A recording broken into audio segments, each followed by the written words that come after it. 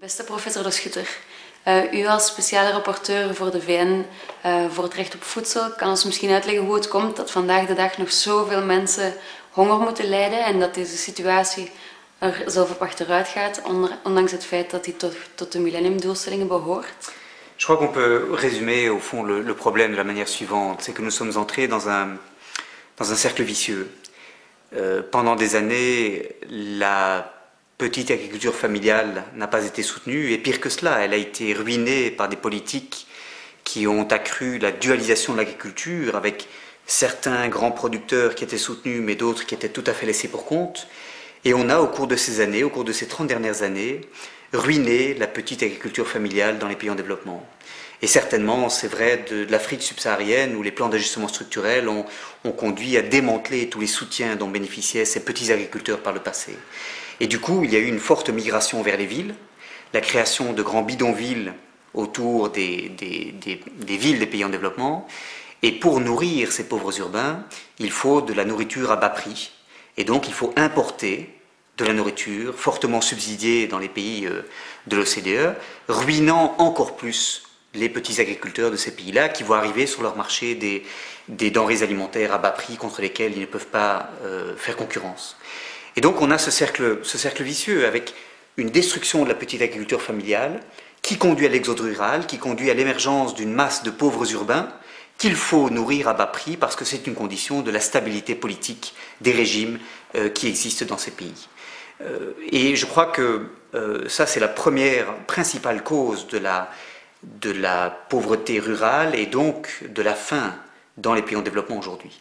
Il y a une deuxième cause, c'est que beaucoup de ces pays n'ont tout simplement pas les moyens budgétaires d'investir dans l'agriculture et qu'ils ont aujourd'hui pris un retard considérable. Depuis le début des années 80, le financement de l'agriculture a chuté de manière dramatique. C'est vrai des politiques de coopération et développement chez nous, mais c'est vrai aussi des budgets publics de ces pays en développement qui n'ont pas trouvé intéressant d'investir dans l'agriculture. Et aujourd'hui, il faut rattraper 30 années de retard. Il faut construire des routes, il faut construire des moyens de stockage, il faut organiser les paysans, il faut donner aux paysans une meilleure possibilité de capter une part importante de la valeur ajoutée dans la chaîne alimentaire. Et cela réclame des investissements, cela réclame une volonté politique et tout cela fait défaut.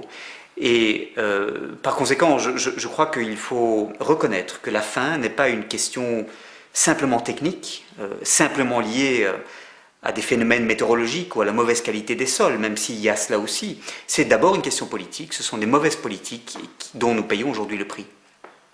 Om het belang van voedselsoevereiniteit te onderstrepen hebben wij met 1111 onze najaarscampagne gevoerd rond het thema landbouw en plattelandsontwikkeling in Centraal-Afrika.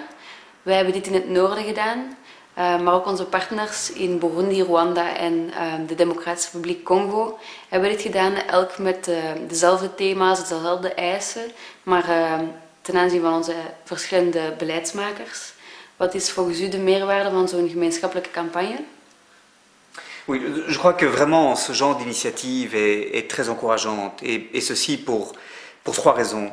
D'abord, il est très clair que les gouvernements ne bougeront pas si les médias et les ONG ne se mobilisent pas davantage. Je veux dire par là que l'intérêt des gouvernements est d'ignorer cette question et de donner la priorité à des questions comme la croissance économique chez nous, surmonter les impacts de la crise financière. Si vous voulez, pour que la faim demeure au sommet de l'agenda politique, il faut une forte mobilisation, sinon elle n'aura pas lieu. Cette initiative politique qu'il faut avoir. Donc moi je me réjouis de cette mobilisation. La deuxième raison d'être optimiste à partir d'un tel projet, c'est que trop longtemps l'aide au développement a été conçue d'une manière très unidirectionnelle, top-down, avec les pays donateurs qui connaissaient les solutions dont les pays du Sud avaient besoin, et des rapports purement bilatéraux entre les gouvernements du Nord et du Sud, les donateurs et les pays partenaires. Aujourd'hui, on est passé à une approche beaucoup plus bottom-up, où les organisations non gouvernementales, les coopératives paysannes ont un rôle plus important, et plutôt que des rapports purement bilatéraux, des rapports triangulaires, où ce ne sont pas seulement les gouvernements, mais aussi la société civile, y compris du Sud, qui se mobilisent pour orienter la direction que prend l'aide au développement. Et je crois que c'est tout à fait important parce que c'est une manière de s'assurer que l'aide au développement va véritablement répondre aux besoins tels qu'ils sont identifiés par les bénéficiaires et ne va pas être au fond le résultat de projets d'experts conçus sur un mode technocratique. Et puis il y a une troisième raison pour laquelle cette démarche me paraît importante, consistant à associer des partenaires du Sud dans la mobilisation chez eux. C'est qu'une des raisons principales pour lesquelles, pendant des années, les gouvernements du Sud n'ont pas accordé l'attention qu'il aurait fallu à la petite agriculture familiale, c'est que ces petits paysans n'ont pas compté dans le processus politique. Ils étaient marginalisés, ils étaient peu influents, souvent illettrés, incapables de véritablement former un mouvement et de pénétrer la sphère politique, et les élites de ces pays, et on peut le regretter naturellement, n'ont jamais pris au sérieux leurs revendications. Aujourd'hui, voir ces mouvements mieux se structurer, soutenus par des partenaires du Nord, et prendre une place comme interlocuteur du politique dans le Sud me paraît tout à fait essentiel, parce que c'est la meilleure façon de s'assurer que les politiques publiques à l'avenir ne vont plus ignorer leurs préoccupations et vont travailler vraiment pour leurs intérêts. Sommigen, zoals Paul Collier, doen kleinschalige familiale landbouw af als romantisch, maar nutteloos. Wat denkt u hierover? Je crois qu'ici, on est dans un malentendu profond. Au fond, certains, comme Paul Collier, sont fascinés par l'agriculture industrielle qui, sur de grandes surfaces, peut mécaniser la production et être compétitive sur les marchés internationaux parce que c'est une forme d'agriculture qui remplace l'homme par la machine et qui produit des volumes considérables permettant des économies d'échelle. Cependant, moi je voudrais souligner que la compétitivité n'est pas à confondre avec la productivité à l'hectare. La petite agriculture familiale est une agriculture qui peut être extrêmement productive à l'hectare. En fait, il y a un rapport inversement proportionnel entre la productivité à l'hectare et la taille de la parcelle, c'est-à-dire que plus la parcelle est petite et plus le paysan produit davantage par hectare en combinant différentes plantes, en combinant des petits animaux avec les plantes qu'il cultive. Et la petite agriculture familiale, de ce point de vue-là, bien que moins compétitive éventuellement, est extrêmement productive. Deuxièmement, nous sommes, je crois, et Paul Collier également, tous victimes d'une sorte d'illusion d'optique que j'explique de la façon suivante.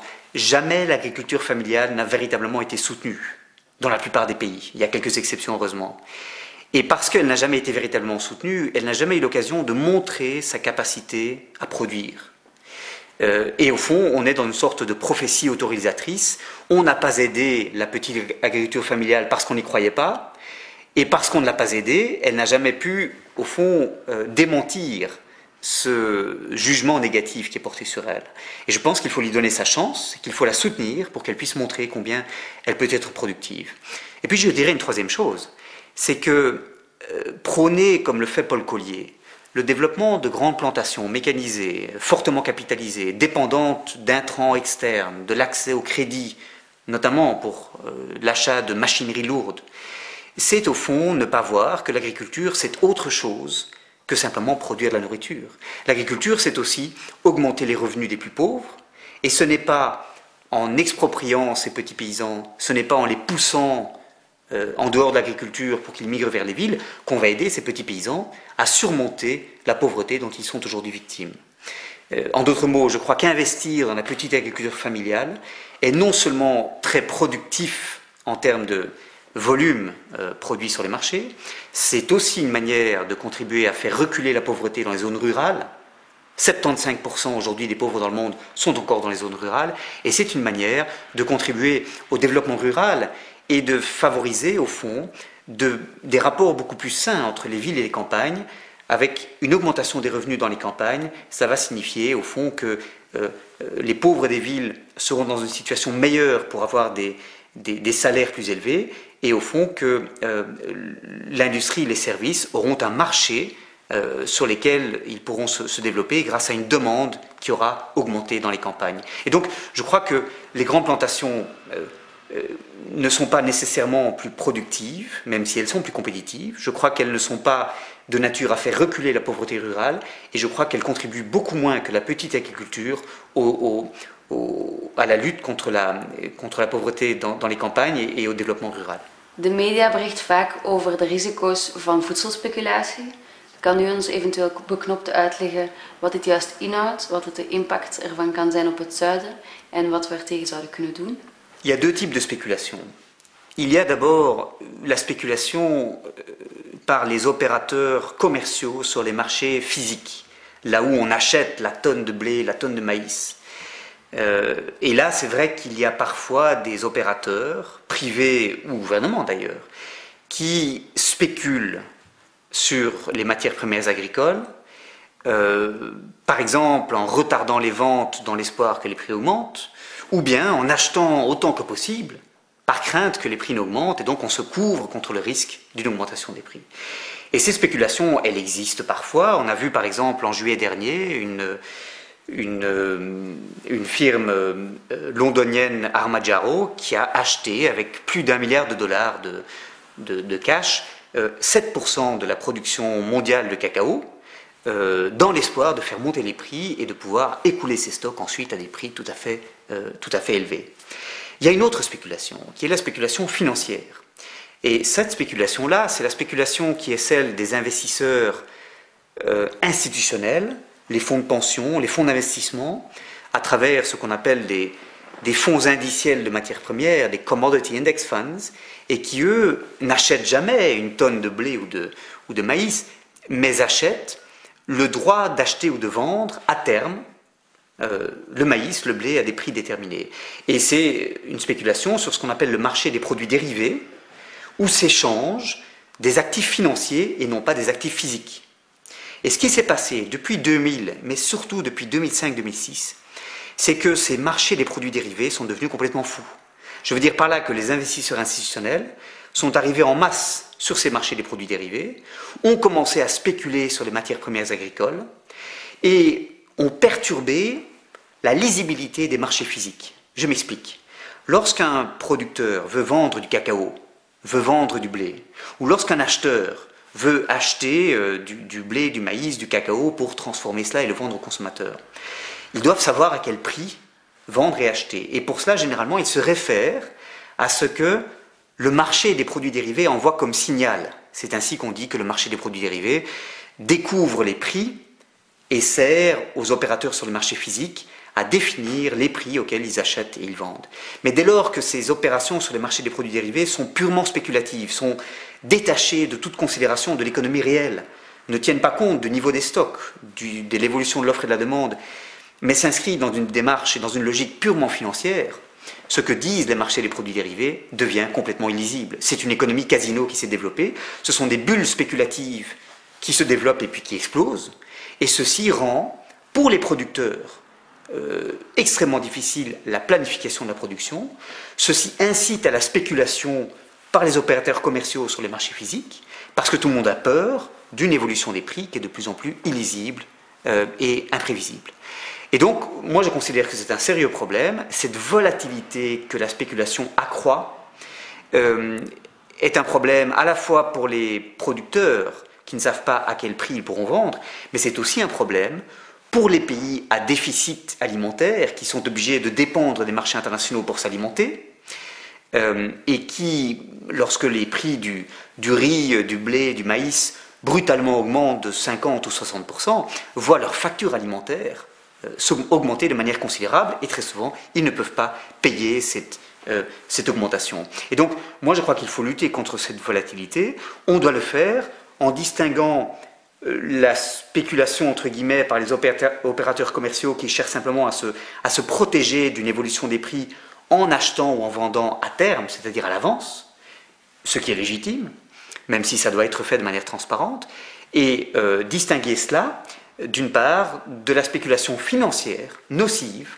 par les fonds d'investissement, par les fonds de pension, qui ont perturbé ces marchés de manière considérable depuis 2005-2006. Et ceci est lié à des déréglementations des marchés financiers sur lesquels on peut revenir, et je me réjouis du fait que les États-Unis tentent maintenant de réglementer ce phénomène et que la Commission européenne également soit en train de mettre sur la table des propositions en ce sens, même si le lobbying politique demeure très fort pour continuer de garder ces marchés très libéralisés et éviter cette réglementation. De verschillende crisissen waar we in de wereld vandaag de dag mee te kampen hebben, zijn uiteraard allemaal met elkaar verbonden. Kan u ons eventueel uitleggen hoe de voedselcrisis verbonden is aan de klimaatcrisis? Alors, je crois que c'est important de comprendre qu'il y a deux sens dans lesquels ces deux crises sont liées. Je m'explique. D'une part, le changement climatique est un des facteurs principaux aujourd'hui de la volatilité des prix sur les matières agricoles, mais aussi des menaces qui pèsent sur la sécurité alimentaire à l'avenir. Regardons simplement l'actualité des 2 années passées. Des inondations au Pakistan, des pluies diluviennes en Australie, des sécheresses, des incendies de forêt en Russie, en Ukraine, au Kazakhstan. En 2009, une sécheresse considérable en Inde qui a fait perdre environ 20-25% des récoltes. Nous sommes déjà aujourd'hui dans une situation où tous les paysans du monde redoutent les impacts des phénomènes météorologiques extrêmes qui accompagnent le changement climatique. Et à l'avenir, à l'horizon 2050-2080, l'on sait que le changement de température et que la multiplication de ces phénomènes météorologiques extrêmes va menacer notre capacité à répondre à la demande de produits agricoles. Certaines projections montrent qu'en 2080, un continent comme l'Afrique va perdre 13-15% de sa production agricole en raison de l'augmentation des températures. En moyenne mondiale, à l'horizon 2080, la productivité moyenne va chuter de 3 à 4% sur l'échelle de la planète, alors que la population, elle, qui est aujourd'hui de 6 milliards 800 millions de personnes, aura augmenté jusqu'à sans doute 9 milliards 500 millions, peut-être 10 milliards de personnes. Donc c'est tout à fait important, cette menace que le changement climatique fait peser sur la sécurité alimentaire.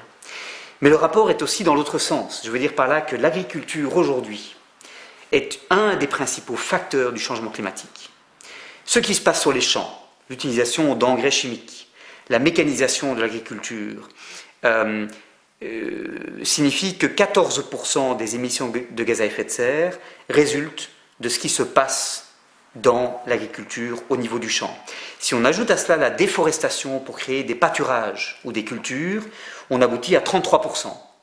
Si on ajoute à cela toute l'énergie qui est utilisée pour le transport des aliments, toute l'énergie qui est utilisée pour transformer les aliments, pour les donner aux consommateurs, toute l'énergie qui est utilisée pour préserver la chaîne du froid qui relie le producteur au consommateur, on aboutit au constat qu'environ 50% aujourd'hui des émissions de gaz à effet de serre sont liées à un système alimentaire qui de plus en plus a développé des chaînes longues, des méthodes de production agro-industrielles et à consommer de plus en plus d'énergie, notamment du pétrole et du gaz. Et donc aujourd'hui, on peut dire que notre chaîne alimentaire, elle démarre véritablement sur les champs pétroliers du Moyen-Orient ou dans les champs gaziers de Russie, parce que nous avons développé une agriculture extraordinairement dépendante des énergies fossiles. Et c'est un problème non seulement parce que ça explique cette contribution de l'agriculture au changement climatique, mais aussi parce que ça signifie une dépendance très forte de la production alimentaire sur l'évolution du prix des énergies fossiles, et ces prix vont être à l'avenir de plus en plus volatiles et de plus en plus élevés. Et moi je dis, il faut donc changer de cap.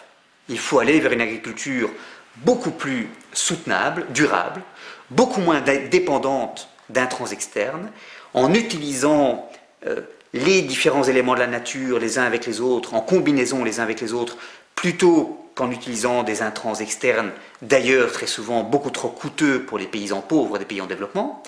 Et je crois pour ma part que la petite agriculture familiale est beaucoup mieux placée que les grandes plantations agro-industrielles pour opérer ces transitions vers une agriculture durable. Et donc c'est là un argument supplémentaire, si vous voulez, pour l'agriculture familiale, c'est la capacité bien plus grande des petites parcelles, des petites unités de production, de gérer cette transition vers une agriculture plus durable, parce que cette agriculture durable, elle suppose que l'agriculteur, le producteur, connaisse très bien les sols, puisse très bien utiliser les ressources naturelles dont il dispose en utilisant différentes plantes sur une même surface et en combinant des petits animaux avec des plantes.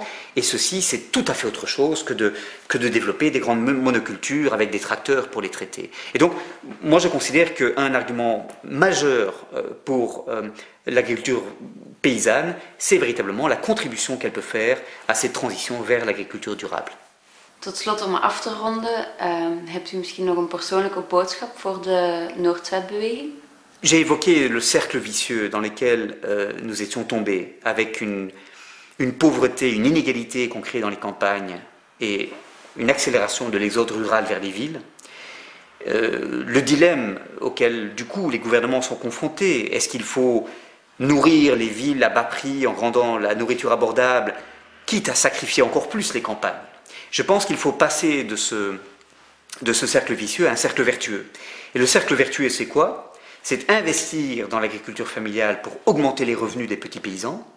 C'est donner aux petits paysans des raisons de continuer de produire en les protégeant de la volatilité des prix sur les marchés et en les protégeant d'une concurrence déloyale sur leur marché, en soutenant également les efforts qu'ils font pour devenir plus productifs et surtout en les organisant en coopérative, en syndicats, afin qu'ils puissent monter l'échelle de la valeur ajoutée, transformer leurs produits, les empaqueter, les vendre peut-être et capter une part plus grande de la valeur ajoutée sur la chaîne alimentaire et permettre à ces paysans de véritablement compter dans le jeu politique. Et donc je considère que le travail des ONG de développement, et notamment des ONG de développement qui se réunissent sous la coupole de 11-11-11, ce travail est tout à fait essentiel parce que c'est un travail qui permet de mobiliser les acteurs du Sud qui, jusqu'à présent, soyons francs, n'ont pas compté dans les politiques de développement. Trop souvent, ces politiques de développement ont été des politiques tantôt purement humanitaires de court terme, tantôt des politiques dictées par des objectifs purement technocratiques qui n'ont pas véritablement impliqué les populations locales dans la définition de ces priorités. Et donc je pense absolument vital ce travail. Je l'encourage naturellement. Je regrette de ne pas pouvoir être des vôtres aujourd'hui, mais je suis certain et convaincu que ce travail est en d'excellentes mains et je le soutiens pour ma part de tout mon cœur. Professor, hartelijk bedankt voor dit zeer leerrijke interview. Avec grand plaisir.